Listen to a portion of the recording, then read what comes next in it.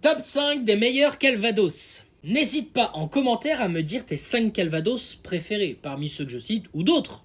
En cinquième position, le classique et indécrottable Château du Breuil.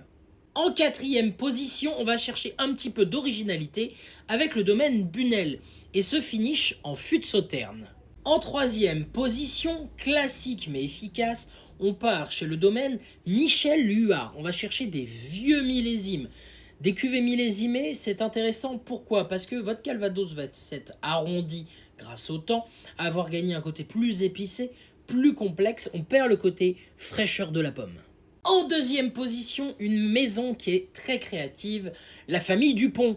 Et oui, ils font des finishes. Donc vous avez des Calvados, notamment ils ont fait une toute petite série, vieillis en fût de rhum Caroni. Vous savez, les rhums qui sont très très rares et valent très très cher aujourd'hui parce que la distillerie n'existe plus. Bien sûr, ils font d'autres finishes intéressants et pour ça, ils méritent leur deuxième place. En première position, titré à l'international de nombreuses fois, Christian Drouin. Et là, je vous présente trois cuvées intéressantes parce qu'elles ont toutes les trois un finish différent. Donc un finish, c'est un élevage dans un fût original. Donc quand on dit un fût original, c'est un fût qui a contenu un autre produit avant. Et le bois, c'est une éponge. Il absorbe une partie des parfums et il en rend. Donc là, vous avez une version vieillie en fût de rhum Foursquare, une version vieillie en fût de rhum JM, rhum agricole, et une version vieillie en fût de whisky.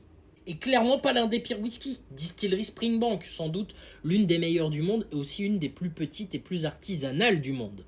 Allez, j'attends votre top 5 en commentaire, on va voir si on a des références qui se croisent et je vous souhaite une excellente journée. Et surtout, pensez à vous abonner, liker et republier, ça soutient fort. Ciao!